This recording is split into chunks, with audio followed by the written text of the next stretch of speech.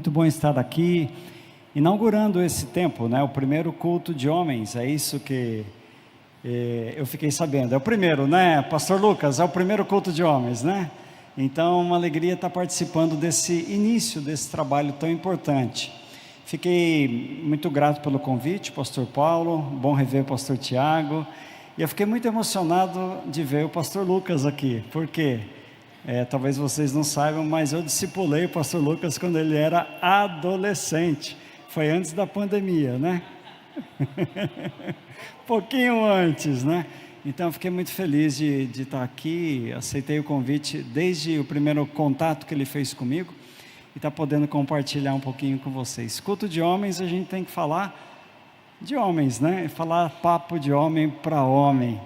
E essa nossa história, ela foi muito prejudicada quando o pecado entrou na veia e entrou na genética. E ele fez um estrago terrível na humanidade, mas fez um estrago terrível na hombridade, a nossa identidade como homem. O pecado entrou e destruiu referências, ele destruiu convicções, ele trouxe instabilidade, ele trouxe um veneno terrível sobre as nossas vidas.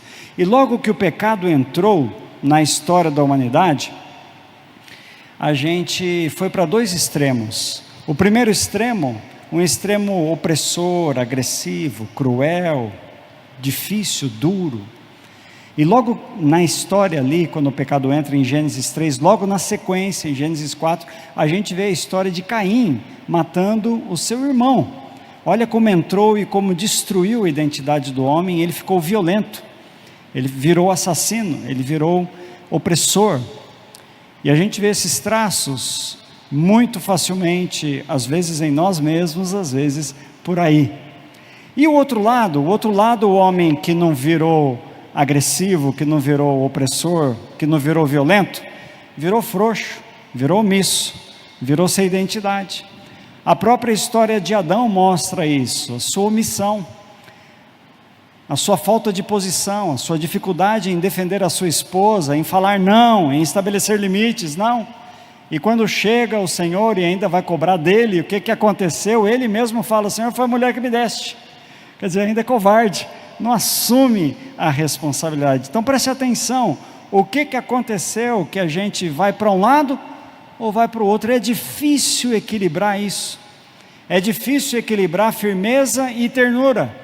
A gente acaba se perdendo no dia a dia, e ou vamos para um lado ou vamos para outro, ou andamos os dois lados dependendo do contexto. Em alguns contextos a gente é extremamente firme, em outros contextos a gente é extremamente passivo. Mas a boa história é que Jesus Cristo veio, o homem de estatura plena, perfeita, o varão da maior estatura, ele vem para restaurar a nossa história, para refazer a possibilidade de sermos um homem segundo o coração de Deus. E eu estou acompanhado por 3 homens, viu, Pastor Paulo? São amigos, eu quero que eles fiquem em pé, eles vão amar isso, porque o Rude, meu xará, o Ricardo e o Julião, uma salva de palmas para eles aí, ó.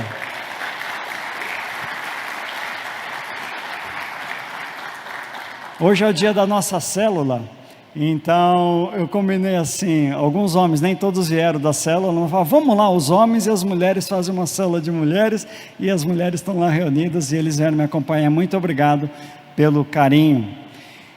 Como Jesus veio restaurar, ele veio nos restaurar para a gente voltar a ser um homem segundo o coração de Deus. E inspirado nessa expressão, eu quero que você abra a sua Bíblia comigo. Você trouxe Bíblia aí ou não? Quem trouxe Bíblia aí? Pode ser do celular, pode ser a Bíblia de papel. Abra em 1 Reis, primeiro livro aos Reis. No Antigo Testamento, os livros que tem 1 e 2, sempre você conjuga no masculino, primeiro e segundo, porque é livro, tá? No Novo Testamento, você sempre fala no feminino, porque são cartas, então 1 Coríntios, 2 Coríntios, aí sucessivamente. Antigo Testamento, Masculino, Novo Testamento, feminino. Então é 1 Reis, capítulo 2. Nós vamos ler o versículo 1 e 2, depois a gente vai ler um pouquinho mais. Preste bem atenção nessa história, que vai nos ajudar muito nessa noite. Quando se aproximava o dia da morte de Davi, ele deu ordens a Salomão, seu filho, dizendo: eu vou pelo caminho de todos os mortais, portanto, tenha coragem e seja homem. Portanto, tenha coragem e seja homem. Fala para quem está perto de você assim: seja homem. Seja homem é o título da nossa meditação de hoje. Seja homem. Davi, ele foi um homem raiz. Começou no campo, pegava e cuidava dos animais, e logo adolescente matou um urso e matou um leão. Você acha que esse cabra era raiz ou não?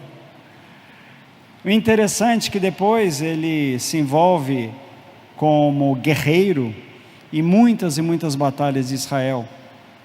Ao mesmo tempo que Davi era assim um homem viril, né, se a gente pudesse usar essa expressão, podemos usá-la, né?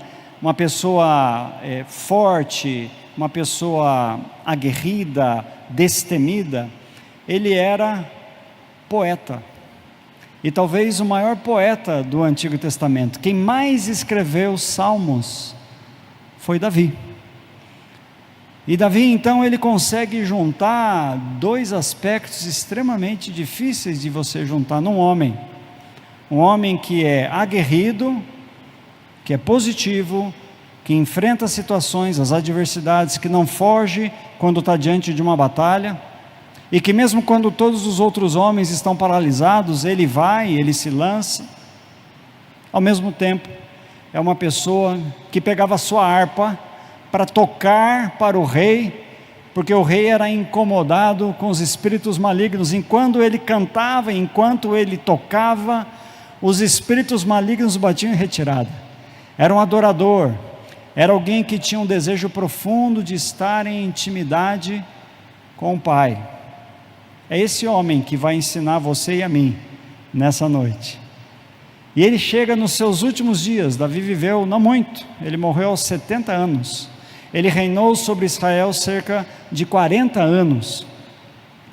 Ele chega nos seus últimos dias e chama o seu filho. Salomão nessa época tinha 20 anos. Quem aqui tem 20 anos? Tem alguém com 20 anos? 20 anos, certinho? Tinha a sua idade, já pensou? Ele chama o seu filho. E a notícia não era boa. Salomão era uma referência para o povo, imagina para o filho. Ele chama o seu filho, com uma consciência clara: meus dias estão terminando, meu filho. Meus dias estão acabando. Salomão já tinha sido escolhido para ser rei, já tinha sido publicado, ungido perante todo o povo, vai ser ele é o meu escolhido. Mas tinha 20 anos. E aí ele vira para o seu filho, aos 20 anos, e falou: acabou o tempo de meninice, seja homem. Uma virada de chave tem que acontecer na sua vida, meu filho. Seja homem. Talvez você tenha perdido o seu pai muito cedo, como eu conheço algumas pessoas aqui que perderam. Eu perdi meu pai não faz muito tempo, mas quando você tem um pai que é uma referência de hombridade para você, é muito difícil perder o pai. Então Salomão está num contexto extremamente sensível. O pai morrendo, ele tendo que assumir o trono de Israel, a liderança de um povo, de gente muito mais velha que ele. E nesse contexto, Davi traz essa palavra: meu filho, seja corajoso, seja homem. E em quais dimensões, a gente vai ver aqui, Davi estabelece para ele ser homem.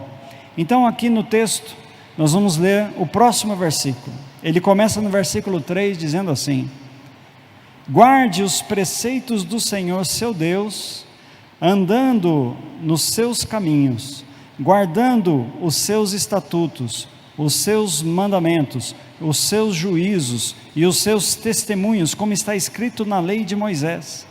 Assim, você será bem-sucedido em tudo o que fizer e por onde quer que você for. E o Senhor confirmará a promessa que me fez, dizendo: se os seus filhos guardarem o seu caminho, andando diante de mim fielmente, de todo o seu coração e de toda a sua alma, nunca lhe faltará sucessor ao trono de Israel. Até aqui. Então preste atenção, quando Davi fala, seja homem, a primeira dimensão que Davi quer que Salomão seja homem é diante de Deus. Fala assim, diante de Deus. Acabou o tempo de ser criança diante de Deus. Acabou o tempo de ser menino diante de Deus. Acabou o tempo da molecagem na relação com Deus. Acabou o tempo da infantilidade diante de Deus. Seja homem diante de Deus. Ele está trazendo uma consciência onde tudo começa na reconstrução da nossa identidade como homem. Como um menino se comporta diante de Deus? O menino se comporta só pedindo. O menino se comporta birrento. O menino se comporta diante de Deus quando Deus não faz o que ele quer, ele fica agitado, ele fica revoltado, ele fica rebelde. Acabou o tempo de ser menino diante de Deus. Seja homem diante de Deus. O menino desconhece o pai. O menino desobedece o pai. O menino desonra o pai. Acabou o tempo de ser menino diante do pai. Chegou um tempo de ser homem diante do pai. E ele começa então a falar que para ser homem diante do pai, você tem que conhecer o pai. Você tem que conhecer a palavra do pai, o coração do pai, o jeito de ser do pai, o jeito de falar do pai, o jeito de pensar do pai. Para você ser homem diante do pai, você tem que andar pertinho do pai. Você tem que ter prazer em estar junto com o pai, senão vai ser um eterno menino, que conhece de ouvir falar, mas não tem experiências pessoais. Acabou o tempo de ser menino diante de Deus. Meu filho, seja homem, seja homem. Há muitos anos atrás, mesmo crente, temente ao Senhor, uma pessoa que serve o Senhor a vida inteira, eu passei por uma crise muito grande no meu relacionamento com o Pai. Eu não ouvia a voz de Deus, eu não conseguia discernir. Era uma pessoa correta, não era uma pessoa que estava revoltada com Deus. Tomava as minhas decisões de maneira coerente, procurava andar com integridade. Não era isso que estava me causando alguma coisa, mas havia uma pobreza muito grande no meu relacionamento com Deus. Parece que eu era um menino diante de Deus. E nesse contexto, eu tinha que tomar decisões, eu não sabia discernir para que lado ir. Tinha ataques e enfrentava situações adversas e aquilo me deixava muito ansioso e o medo invadia meu coração. E eu comecei a intensificar a minha busca. Parece que a minha sede aumentou, a minha fome aumentou. Eu fui buscando o Senhor com mais intensidade e mesmo assim eu não ouvia nada. Eu gosto de compor músicas e muitas músicas vêm no contexto do que eu estou vivendo. E naquela época eu compus uma música chamada Silêncio. E o silêncio dessa música não era um silêncio positivo de eu me aquietar, era um silêncio que eu não conseguia ouvir a voz de Deus. A impressão que eu tinha é que Deus tinha decidido não falar comigo. E nesse momento eu orei intensamente para o Senhor e me veio uma clareza ao coração. E a clareza foi assim: Senhor, se eu não ouvir a tua voz, não vale a pena eu viver. O dia que eu não ouvir a tua voz é um dia que não valeu a pena ter vivido. Eu quero que o Senhor fale comigo, eu preciso discernir, eu preciso identificar, eu preciso enxergar, eu preciso ter clareza. E naquele instante que meu coração foi sendo moldado para essa oração, me veio uma estratégia clara para a minha vida. Eu não estou falando que é para a sua vida, foi estratégia para a minha vida. A estratégia foi o seguinte: Senhor, eu vou pegar uma agenda, e eu vou começar a te buscar desde cedo até a noite, para eu entender o que o Senhor está falando comigo.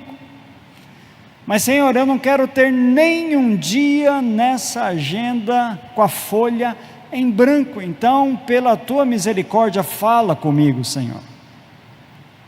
E eu comecei, e eu me lembro do primeiro dia, porque aquele momento os revestiu de muito significado e muito intenso para mim. Será que o Senhor vai falar comigo? Será que Deus quer falar comigo? E no primeiro dia, ao longo do dia, eu comecei a ligar o meu radar de uma maneira diferente. No meu tempo de manhã, buscando ao Senhor, mas às vezes ali era um pouco seco, um pouco formal. E ao longo do dia, até que vinha às vezes uma música, até que vinha alguém trazendo um testemunho, e eu comecei a perceber o Senhor falando isto hoje, aquilo amanhã, aquilo outro depois de amanhã, e as páginas da minha agenda começaram a ser preenchidas. E eu comecei então, passei a primeira semana e comecei a me entusiasmar.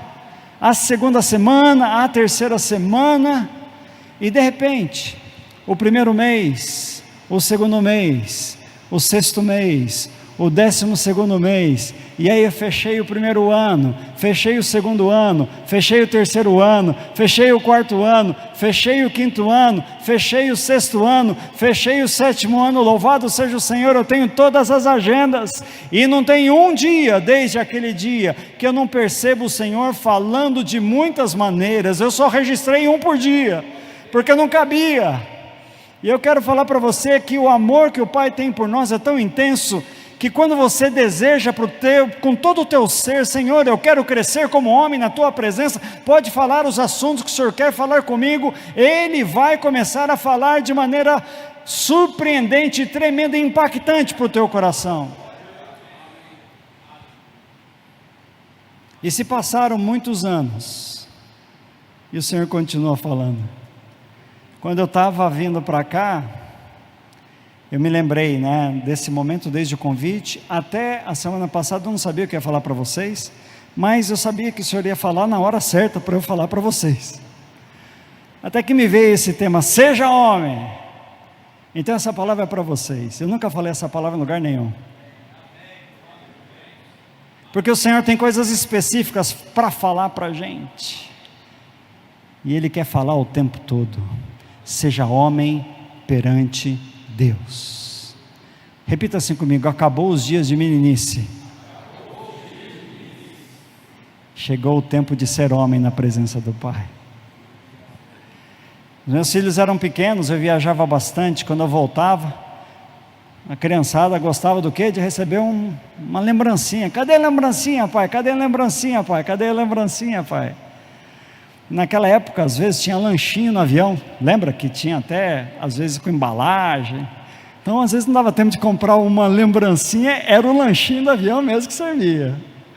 Até que um dia, a minha filha mais velha, ela me beijou, me abraçou quando eu cheguei em casa, e eu já esperando o quê? Cadê a lembrancinha? E aí ela falou: e aí, papai, como é que você está? Eu falei: eu estou bem. Como é que foi o seu dia? Eu falei: foi bom. Eu esperando, cadê a lembrancinha? E ela virou para mim: e o seu coração, como é que está, pai? Aí me desmontou. Aquela criança estava virando adulta, na presença do Pai.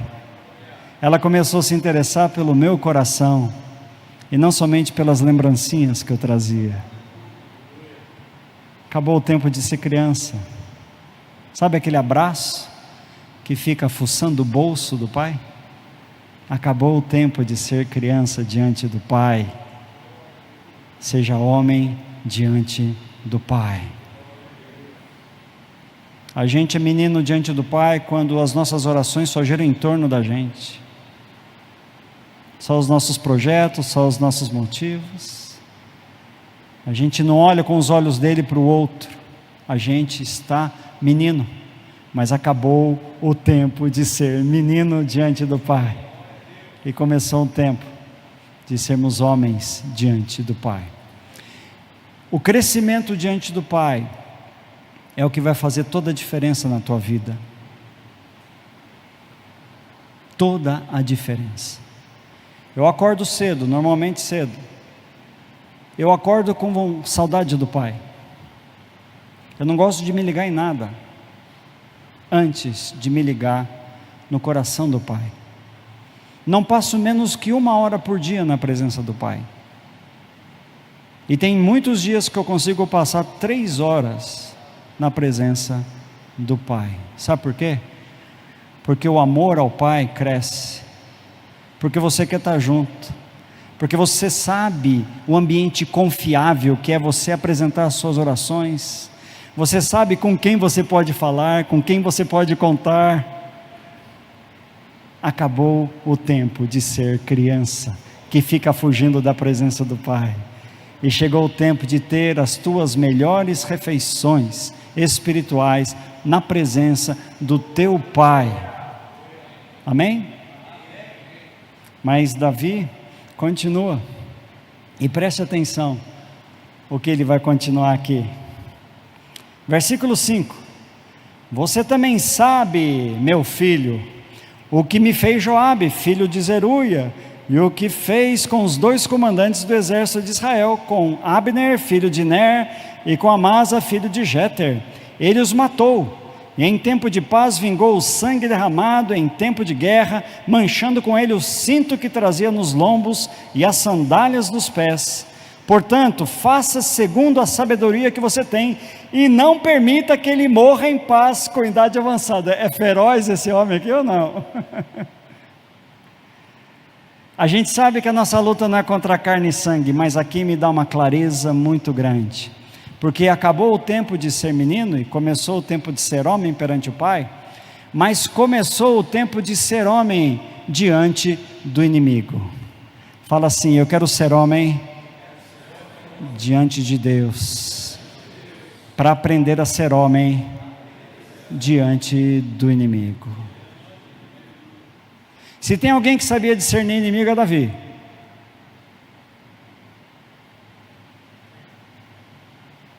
Você quer saber como ele sabia discernir inimigo?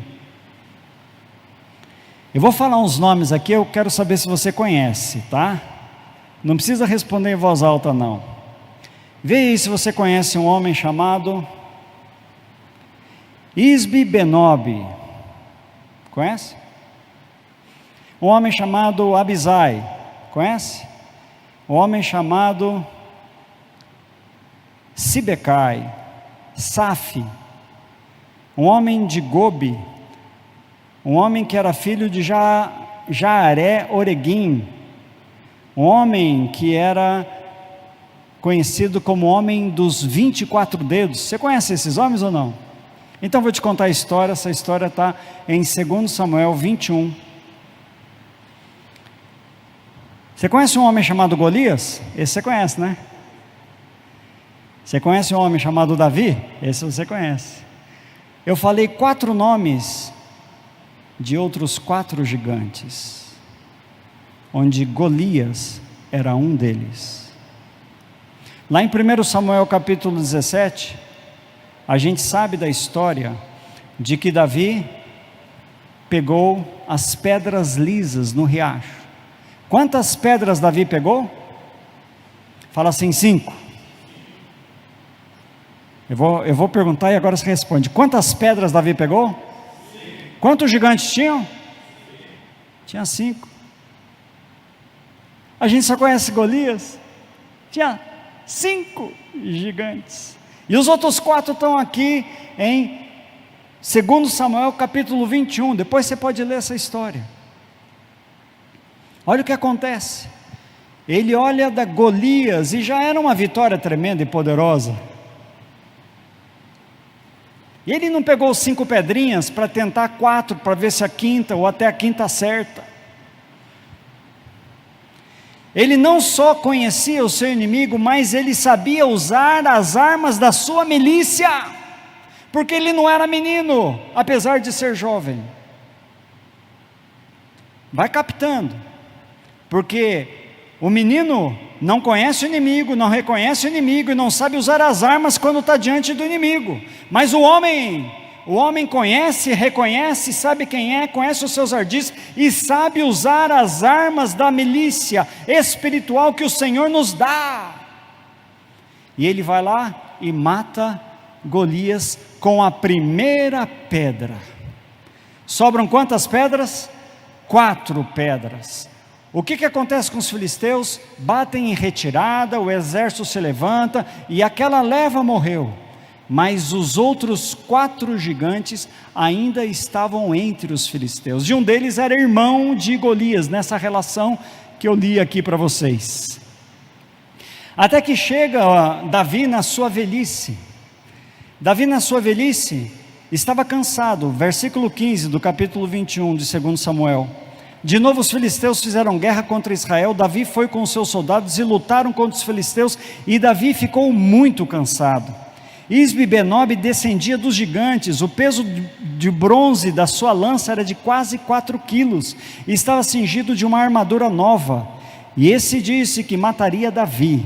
Porém Abisai, filho de Zeruia, socorreu Davi, atacou o filisteu e o matou. Então os homens de Davi lhe juraram, dizendo: nunca mais o Senhor sairá conosco à batalha, para que a lâmpada de Israel não se apague. Apesar de Davi entender que tinha inimigos, Davi saber usar as armas, ele não estava mais na idade de lutar.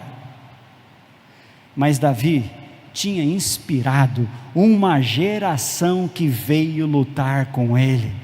Deus tinha levantado muitos homens para lutarem a batalha que ele não conseguiria mais lutar sozinho. Ele podia contar dos seus momentos e dos seus tempos de ter derrotado Golias, mas agora era um tempo de ter uma nova geração sendo levantada, não mais de meninos, mas uma geração de homens, para derrotarem os outros 4 gigantes que estavam se levantando sobre a terra. E com isso eu quero dizer que sim, nós precisamos crescer na consciência que alguns gigantes nós mesmos mataremos.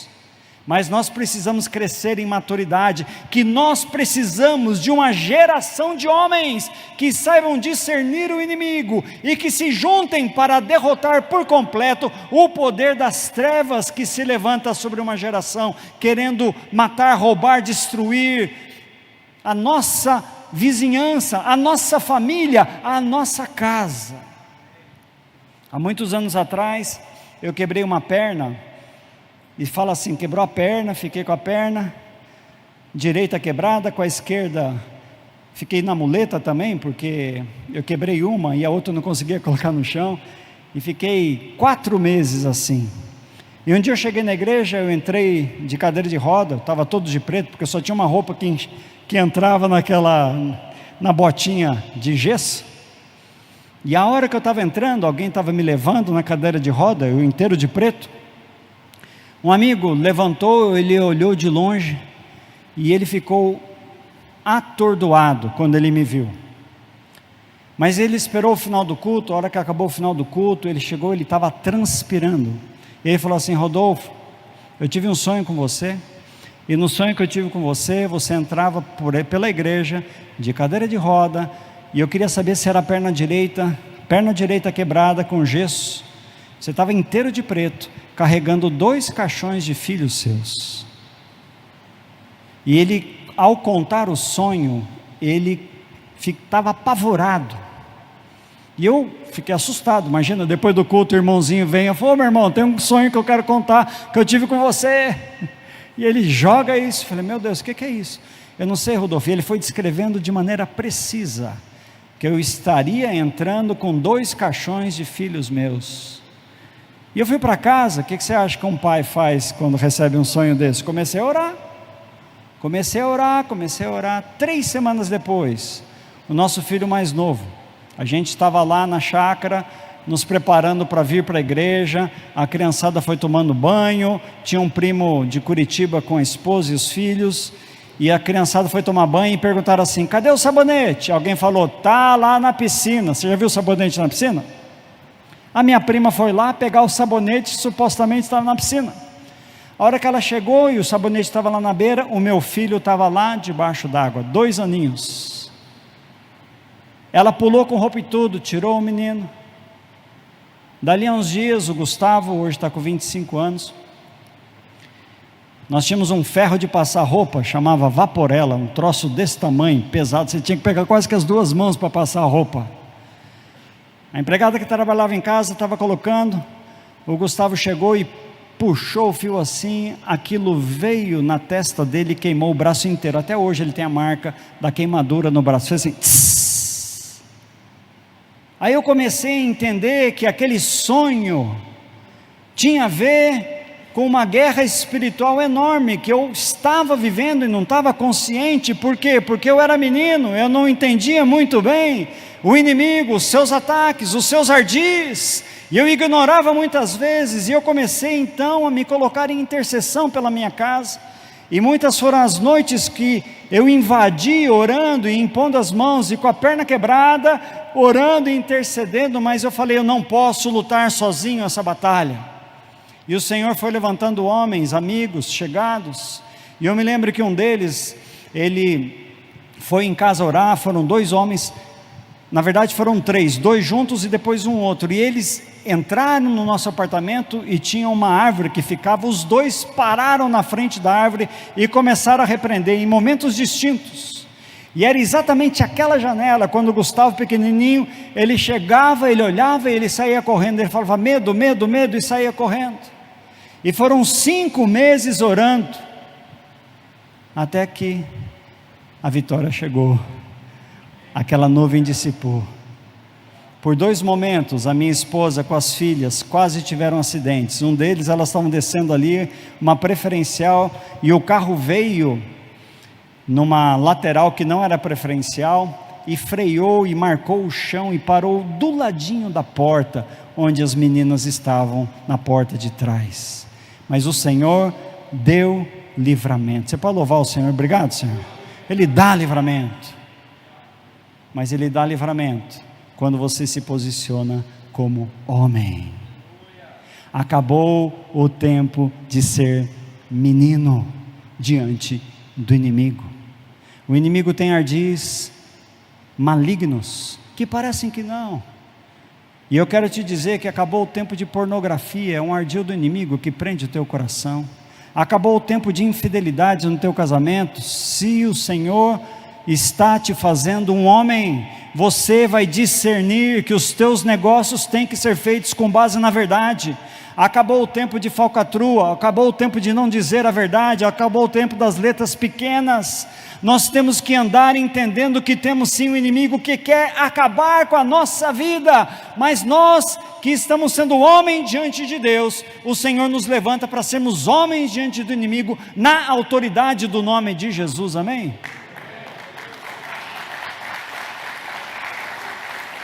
E ele está dizendo aqui: Salomão, meu filho, seja homem. Nós temos inimigos que querem destruir. E logo no início do reinado, Salomão já discerne, porque ele está se tornando um homem. E é interessante porque todo o governo de Salomão, não houve guerra, mas ele foi firme diante do inimigo, amém? E por último eu quero falar assim: diante de Deus, homem; diante do inimigo, homem. Mas o lindo dessa história, e aqui tem muitas dimensões que a gente pode depois explorar em outra oportunidade, mas ele continua aqui no capítulo 2, e ele fala assim: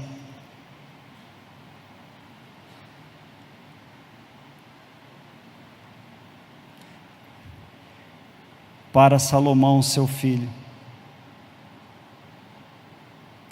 versículo 7, meu filho, seja bondoso com os filhos de Barzilai, o gileadita, e que eles estejam entre os que se sentam à sua mesa, para comer, porque estiveram ao meu lado, quando eu fugia por causa do seu irmão Absalão.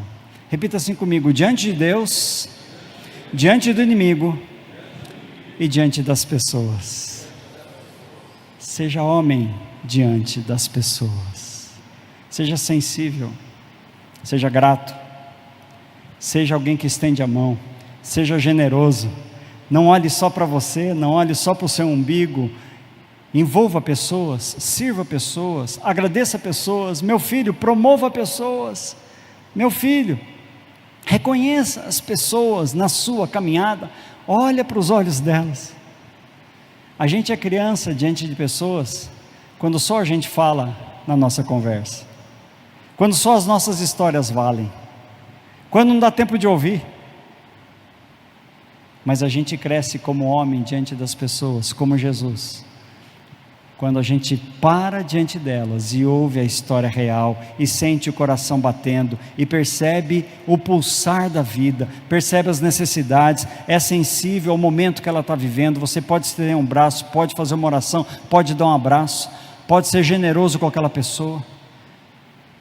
Salomão está aprendendo que para ser homem perante o povo, ele precisava ter esse coração sensível, perceptivo, interessado, altruísta, porque as crianças e os meninos são egoístas, mas os homens, segundo o coração de Deus, eles se interessam para valer pela vida do outro. Aleluia! Seja homem, seja homem, seja homem. Salomão aprendeu isso, e ele foi um homem de alta estatura. Ele se perdeu, onde ele não foi homem. Ele não foi homem de uma única mulher. Ele não foi homem da sua mulher, ele não soube se relacionar com as mulheres. E depois lá na frente também ele se perde, porque ele se perde com outros deuses. Mas neste momento ele está recebendo toda a instrução que nós precisamos receber: seja homem. Acabou o tempo de meninice. Jesus Cristo é o varão perfeito, perfeito. Perante o Pai, ele honrou o Pai em todo o tempo. Intimidade, oração, ouvidos atentos. Ele era a boca do Pai, ele falava como ninguém, ele se movia como ninguém. Perante o inimigo, Jesus destronou todo o principado, toda a potestade, todo o dominador. Ele absolutamente os expôs ao ridículo e os venceu na cruz do Calvário, no poder da ressurreição, e destronou o inimigo para todo sempre. Aleluia!